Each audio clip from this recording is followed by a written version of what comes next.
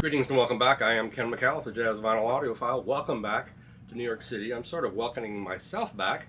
I've been away for almost 2 weeks. I spent 4 days covering End Munich, the largest audio show in the world. Then I spent a week, a Sunday to Sunday, in Italy, visiting 5 different audio manufacturers, which was a very eye-opening journey. But starting with End Munich, this is the greatest audio show in the world.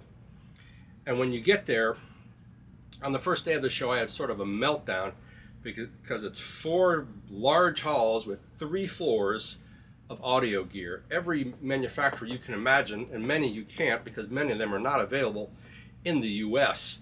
Brands such as Remington Phono Stages, Phonolab Phono Stages, Zaffino turntables, primary control turntables,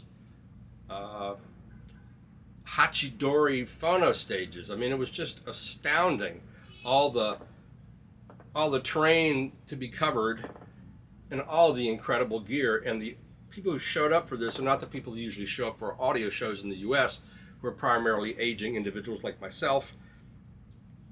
In Europe, in Munich, it was like going to a rock show. The demographic was very young, and it was absolutely packed. There was no question like, oh, how was the show yesterday?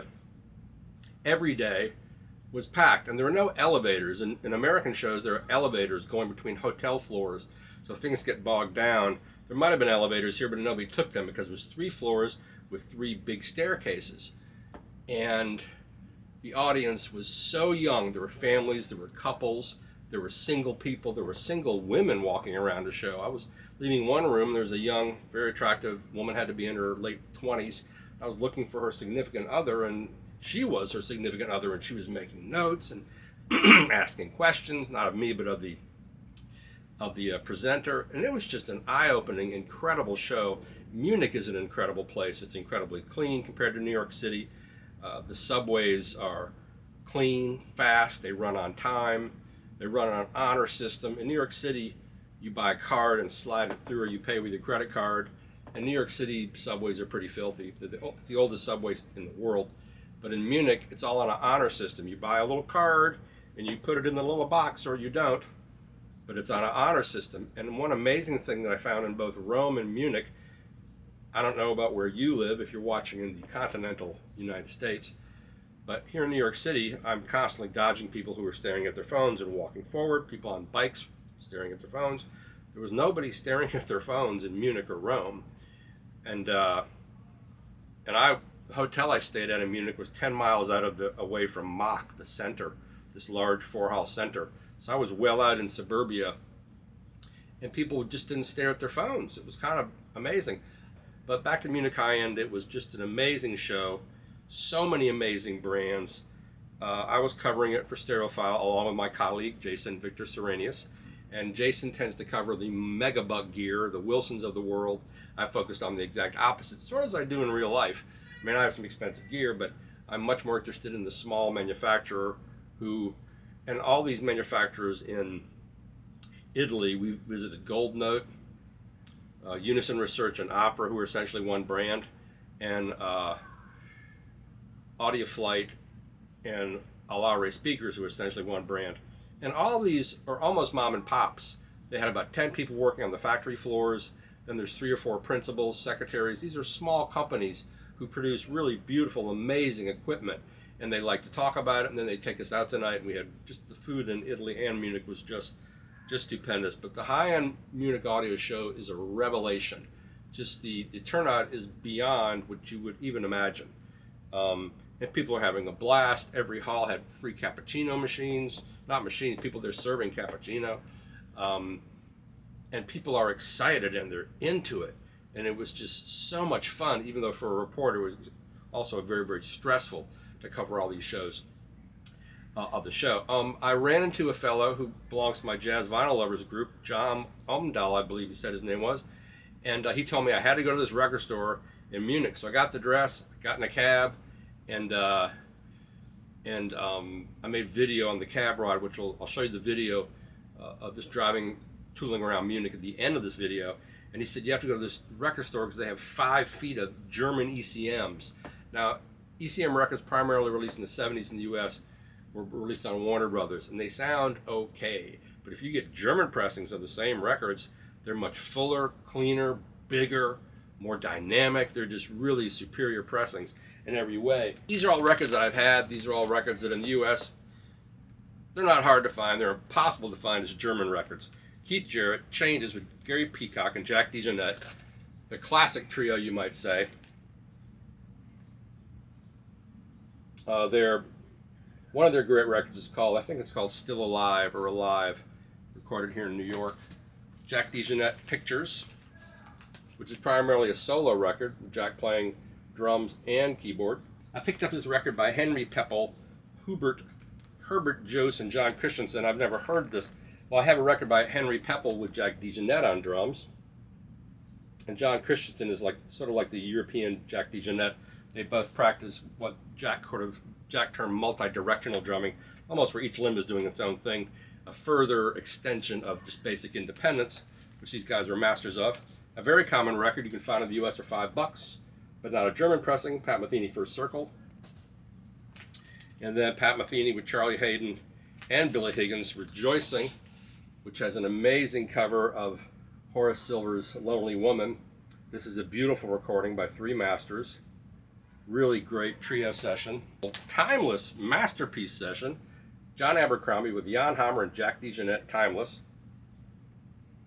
Now all these records, the jackets are sort of hammered, but all the records are in beautiful shape. But it shows how loved these records were. Here's one that I don't really know very well. Marcus Stockhausen and Gary Peacock is why I bought it. I don't know the other guys. A more recent. When was this recorded? 1989. So more, not that old in the big picture. Jack DeJohnette Directions Untitled. And I paid about $15 a pop for each one of these, 15 euros, which is like 16 bucks. And I was really excited to find them. And this record store was so cool. It was a small record store. There was one guy up at the front playing people records. There were a bunch of guys up front drinking beer and hanging out. It was a really cool vibe. I'll get the name of the store and put it in the video. John Abercrombie, Night, a well-known record with Abercrombie for the late Michael Brecker plays on here. Jack DeJohnette, Jan Hammer. John Abercrombie was a real shapeshifter of a guitarist. Started up playing electric, did duo records, and did a lot of guitar synth stuff, which I think has actually aged really, really well. I think I didn't care for it so much then. Also, while I was at Munich High End, I ran into this company called Straight to Tape, and they have almost like a church they bought. Even though it's not a church, it was an old concert hall in a little small town in Germany, and they record with just a few mics.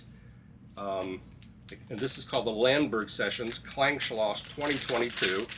I haven't played these yet, but they look really beautiful. A lot of multi-instrumentalists playing different music, jazz, folk, classical, and it just looked really, really cool, and I'm going to review these. They were nice enough to give these to me, so I will review them. And then finally, when we were at Gold Note, when we left, they were so gracious. They gave me this t-shirt. They gave us all t-shirts. There were about 6 of us. It was Cheap Audio Man, Audiophile Junkie, and I learned so much from these two guys. And Woody's Sound Up was another one. I learned so much from watching these guys. They have huge YouTube channels, bigger than mine, because they deal in audio, not jazz. But I just, seeing them shoot and hearing them talk about what they do, and they have such a passion for what they're doing, it was really, really inspiring, as was the entire crew that went with us. We had Carlo from Secrets of Home Fidelity, I believe, or Hi-Fi Theater, I forgot, but he was really hilarious. He spoke fluent Spanish, which helped us in all these Italian towns. Michael Lavorgna, my old friend from Twittering Machines. Then we have the guys from Fidelity Imports, Steve Jane, this, I think, a visionary distributor. I'm going to interview him on my channel, who has kind of re-envisioned the way reporters and people can see high-end audio by really getting to know the people who make this stuff. This is not equipment made in a vacuum. These are families. These are people who love what they do. These are dedicated craftsmen. And it almost reminded me of Anthony Bourdain had that show called Craft, He only made about 8 episodes, and it was taken over by Questlove. But you saw Anthony Bourdain's care for presenting these tailors, motorcycle makers, knife sharpeners, and that's what I felt like seeing these manufacturers. That's the way I want to represent them going forward. I've reviewed Gold Note gear. I'll probably review some. I've done Unison research as well, but they have a new integrated amp I want to review. But at Gold Note, the last day they gave us a T-shirt, a book, and they gave us a couple of records. And this was a GN, a German pressing of 250 to 500 of Body and Soul, Billie Holiday, from the original analog master tape, and a chamber group of some sort. But it was just a wonderful, wonderful experience, even though it was very taxing on my old body, because we were getting up early in the morning and eating and drinking and visiting people and doing more eating and drinking and walking around these beautiful towns, these incredible landscape in Tuscany. We stayed in one spot in Tuscany. We stayed on I think in an old farmhouse on top of a mountain, and I was a designated driver to drive into town. And these are unpaved, hilly roads full of potholes, and I'm trying to keep up with a local guy driving ahead in a Fiat with 4 guys in it, and it was just like, I felt like I was training for the Afghan military or something. It was just totally wild. And these beautiful little town squares that reminded me of something out of a Fellini movie. And I love the landscape in Italy, which you'll see at the end of this. I include some footage when we're coming into Rome. If you watch any of the old Fellini movies, 8½, Nights at Cabiria, Nights of Cabiria is my favorite, I think. I can't remember the names of all the amazing Fellini movies, but there are many scenes of just the Rome countryside or the Rome surroundings in the 50s and 60s, and essentially looks the same way. It's funny they don't really cut the grass. It's not like in the U.S. around exits or interstates, you know, the city cuts the grass. They don't really do that there, so everything grows sort of wild, which gives it an unusual look. And plus, all over Italy, you have those beautiful cypress trees, and it was just an amazing experience, from the people to the food to all the beautiful Italian women, I gotta say. Oh my Lord, I included them in the videos too. And the endless shopping. I didn't buy anything. Did I buy anything? I bought a bag. Anyway, thanks for watching. I hope you got a kick out of this, and more to come.